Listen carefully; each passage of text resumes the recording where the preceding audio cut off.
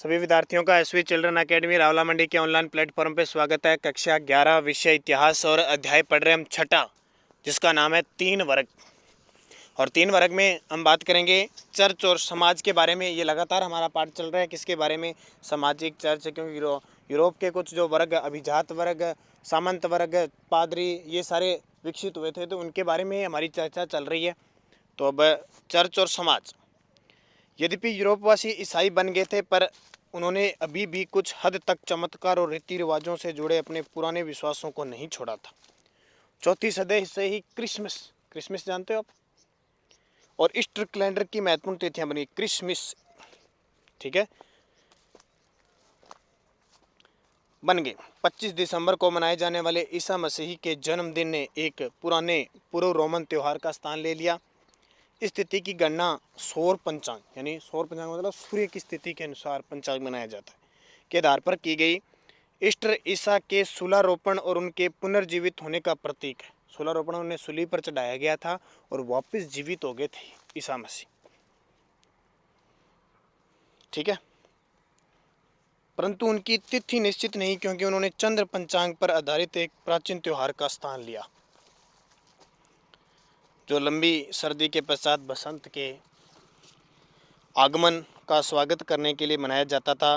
परंपरागत रूप में उस दिन प्रत्येक गांव के व्यक्ति अपने गांव की भूमि का दौरा करते थे। परंपरा है इस प्रकार की, अलग अलग होती है अलग क्षेत्र में। ईसाई धर्म के आने पर भी उन्होंने इसे जारी रखा। अब वे उसे ग्राम के स्थान पर पेरिस, एक पादरी की देखरेख में आने वाला क्षेत्र कहने लगे। काम से दबे कृषक इन पवित्र दिनों, छुट्टियों का स्वागत इसलिए करते थे क्योंकि इन दिनों उन्हें कोई काम नहीं करना पड़ता था। वैसे तो यह दिन प्रार्थना के लिए था, परंतु लोग सामान्यतः इसका अधिकतर समय मौज मस्ती और दावतों में बिताते थे। दावत होती है ना, एक दूसरे को अपने कहते हैं कि पार्टी के लिए बुलाते हैं, वो पार्टी इनके लिए दावत। तीर्थ यात्रा ईसाइयों के जीवन का एक महत्वपूर्ण हिस्सा थी, और बहुत से लोग शहीदों की समाधियों और बड़े गिरजाघरों की लंबी यात्राओं पर जाते थे। अप्रैल के महीने में जब मधुवृष्टि होती थी तो मार्च की शुष्कता को जड़ से भेद जाती, यानी हल्की हल्की बारिश होती थी। और जब नन्ही चिड़ियां संगीत सुनाती, जो कि उनिंद्र चक्षु में रात बिता देती। चक्षु होता है आँख। इस तरह प्रकृति उन्हें प्रेरित करती है और उनके हृदय को आकर्षित करती है। जब लोग तीर्थ यात्रा पर जाने की आशंका रखते हैं और घुमक्कड़ भिक्षु दूरस्थ स्थानों, यानी दूरस्थ जो उपासन होते हैं, दूर के क्षेत्र होते हैं, स्थलों के सर्वत्र पूजित संतों के दर्शन की अभिलाषा करते हैं, और विशेष रूप से इंग्लैंड के प्रत्येक प्रांत से कैंटरबरी की अपनी यात्रा पर निकल पड़ते हैं। Geoffrey Chaucer the Canterbury Tales, इस काव्यकृति की रचना मूल रूप से मध्यकालीन अंग्रेजों में की गई थी। यहाँ उसका हिंदी रूपांतरण करने का प्रयास किया गया। अब तीसरा वर्ग देखिए, किसान, स्वतंत्र और बंधक। हम जब लोगों के उस विशाल समूह की चर्चा करेंगे तो पहले 2 वर्गों का भरण पोषण करते हैं। काश्तकार 2 तरह के होते हैं। स्वतंत्र किसान, जिनकी खुद की ज़मीन होती है, स्वतंत्र होते हैं, और सिर्फ जिन्हें हिंदी में कृषि दास कहा जाता है, सिर्फ अंग्रेजी की क्रिया टू सर्व से बना है। स्वतंत्र कृषक अपनी भूमि को लाड के काश्तकार के रूप में देखते थे। हमने देखा था ना अभी, पुरुषों का सैनिक सेवा में योगदान आवश्यक होता था।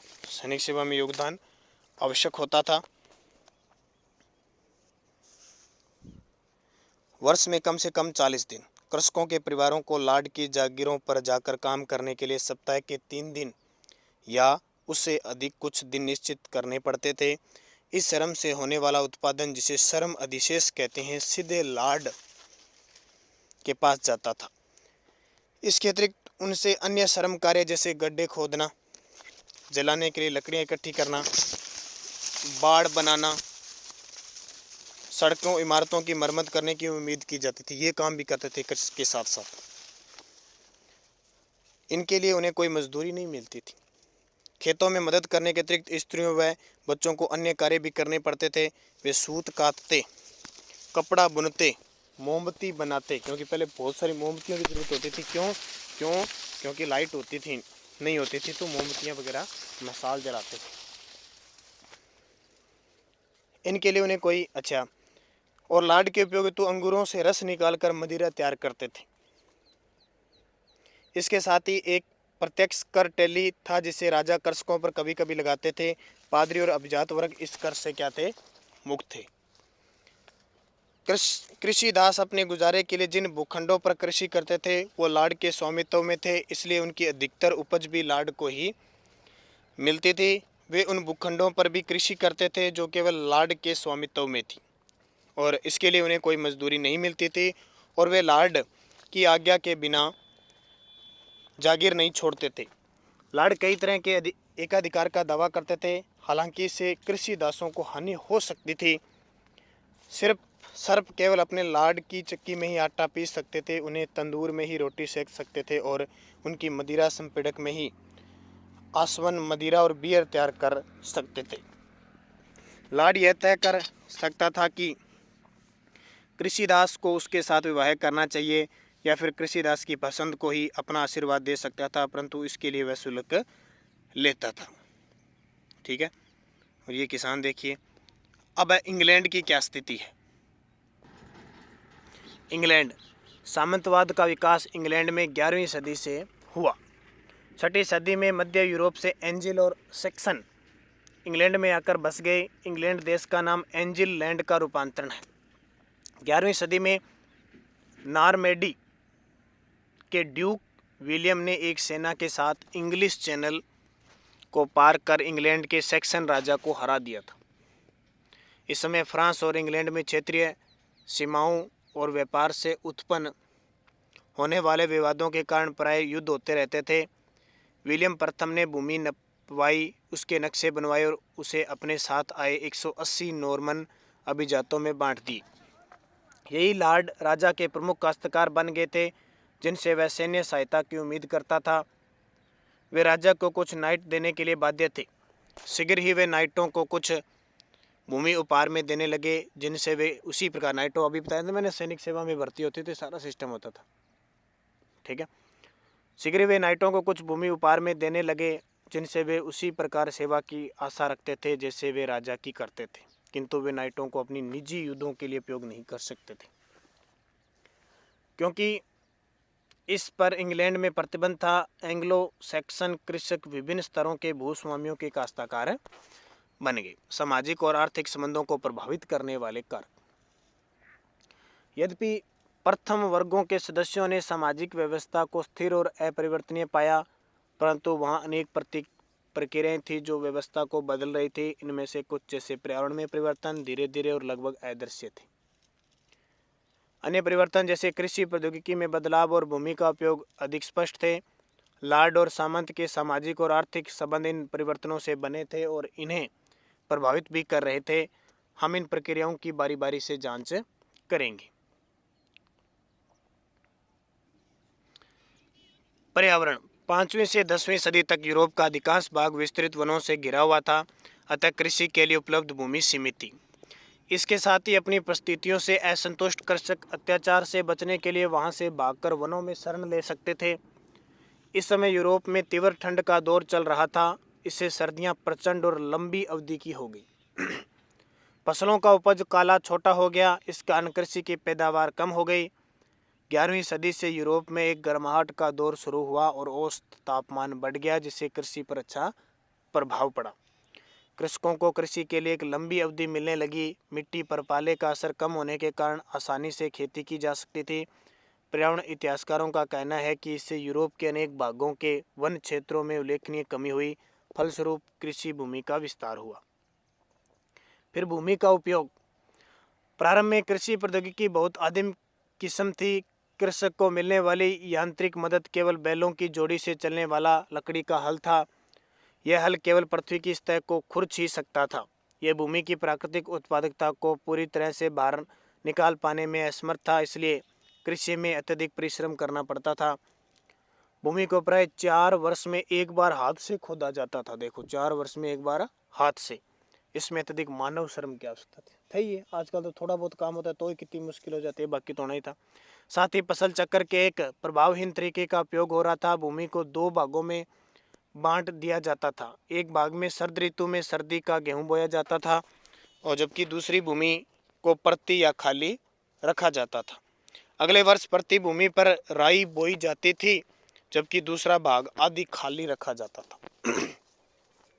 इस व्यवस्था के कारण मिट्टी की उर्वरता का धीरे धीरे ह्रास होने लगा और प्राय अकाल पड़ने लगे। दीर्घकालीन कुपोषण और विनाशकारी अकाल बारी बारी से पड़ने लगे, जिससे गरीबों के लिए जीवन अत्यंत दुस्सह हो गया। इन कठिनाइयों के बावजूद लॉर्ड अपनी आय को अधिकतम करने के लिए उत्सुक रहते थे। हालांकि भूमि के उत्पादन को बढ़ाना संभव नहीं था, इसलिए कृषकों को मेनरों की जागीर की समस्त भूमि को कृषिगत बनाने के लिए बाध्य होना पड़ता था। कृषक इस कार्य को करने के लिए उन्हें नियमानुसार निर्धारित समय से अधिक समय देना पड़ता था। कृषक इस अत्याचार को चुपचाप नहीं सहन सकते थे। क्योंकि वे खुलकर विरोध नहीं कर सकते थे, इसलिए उन्होंने निष्क्रिय प्रतिरोध का सहारा लिया। वे अपने खेतों पर कृषि करने में अधिक समय लगाने लगे और उस मेहनत का अधिकतर उत्पाद अपने लिए करने लगे। वे बेगार करने से बचने लगे। चारा गांव वन भूमि के कारण उनका उन लार्डों के साथ विवाद होने लगा। लार्ड उस भूमि को अपनी व्यक्तिगत संपत्ति समझते थे, जबकि कृषक इसको संपूर्ण समुदाय द्वारा उपयोग की जाने वाली साझा संपदा मानते थे। अब हम आगे पढ़ेंगे नई कृषि प्रौद्योगिकी। ठीक है, नई कृषि प्रौद्योगिकी में क्या होता है, किस प्रकार की प्रक्रिया होती है। जैसे 11वीं सदी तक विभिन्न प्रौद्योगिकियों में बदलाव के प्रमाण मिलते हैं। मूल रूप से लकड़ी से बने हल के स्थान पर लोहे की भारी नोक वाले हल और सांचेदार पटरे का उपयोग होने लगा। ऐसे हल अधिक गहरा खोद सकते थे और सांचेदार पटरे सही ढंग से ऊपरी मृदा को पलट सकते थे। इसके फलस्वरूप भूमि में व्याप्त पौष्टिक तत्वों का बेहतर उपयोग होने लगा। पशुओं को हलों में जोतने के तरीकों में सुधार हुआ। गले के स्थान पर जुआ तथा कंधे पर बांधा जाने लगा। इससे पशुओं को अधिक शक्ति मिलने लगी। घोड़ों के खुरों पर अब लोहे की नाल लगाई जाने लगी, जिससे उनके खुर सुरक्षित हो गए। कृषि के लिए वायु और जल शक्ति का उपयोग बहुतायत में होने लगा। यूरोप में अन्न को पीसने और अंगूरों को निचोड़ने के लिए अधिक जल शक्ति और वायु शक्ति से चलने वाले कारखाने स्थापित हो गए थे। यानी धीरे धीरे परिवर्तन हो रहा था। जैसे जैसे मानव में समझ आ रही थी ना, वो सारे परिवर्तन कर रहा था। भूमि के उपयोग के तरीकों में बदलाव आया। सबसे क्रांतिकारी था 2 खेतों वाली व्यवस्था से 3 खेतों वाली व्यवस्था में परिवर्तन हो गया। इस व्यवस्था में कृषक 3 वर्षों में से 2 वर्ष अपने खेत का उपयोग कर सकता था, बशर्ते वह एक फसल शरद ऋतु में और दूसरे 1.5 वर्ष पश्चात दूसरी बसंत में बोता।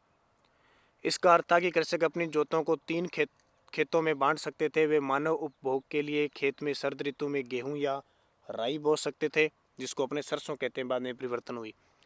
दूसरे में बसंत ऋतु में मनुष्य के उपभोग के लिए मटर, सेम और मैसूर और घोड़ों के लिए जौ और बाजरा बो सकते थे। तीसरा खेत परती यानी खाली रखा जाता था। प्रत्येक वर्ष वे खेतों का प्रयोग बदल बदल कर सकते थे। इन सुधारों के कारण भूमि की प्रत्येक इकाई में होने वाले उत्पादन में तेजी से बढ़ोतरी हुई। भोजन की उपलब्धता दोगुनी हो गई। मटर और सेम जैसे पौधों का अधिक उपयोग कर एक औसत यूरोपीय के आहार में अधिक प्रोटीन का तथा उनके पशुओं के लिए अच्छे चारे का स्रोत बन गया। फलस्वरूप कृषकों को बेहतर आवास मिलने लगा। वे अब कम भूमि पर अधिक भोजन का उत्पादन कर सकते थे।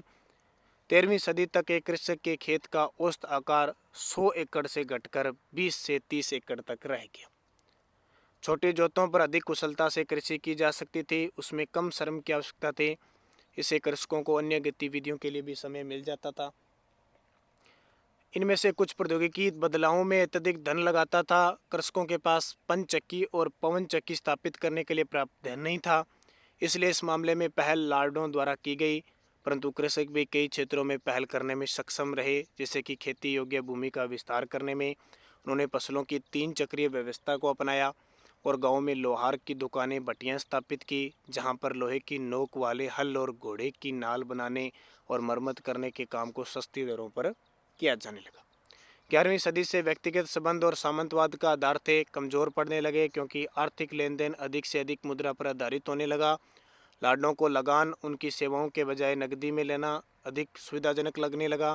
कृषकों ने अपनी फसल व्यापारियों को मुद्रा में उन्हें वस्तुओं से बदले के स्थान पर बेचना शुरू किया, जो पुनः उन वस्तुओं को शहर में बेच देते थे। धन का बढ़ता उपयोग कीमतों को प्रभावित करने लगा, जो खराब फसल के बहुत अधिक हो जाती थी। उदाहरण के लिए इंग्लैंड में 1270 और 1320 के बीच कृषि मूल्य दुगने हो गए थे। तो ये भी परिवर्तन होना था, चाहे व्यापारिक दृष्टि से या किसी भी क्षेत्र से परिवर्तन होना था। अब चौथा वर्ग, नए नगर और नगरवासी, इसकी चर्चा हम अगले वीडियो में करेंगे।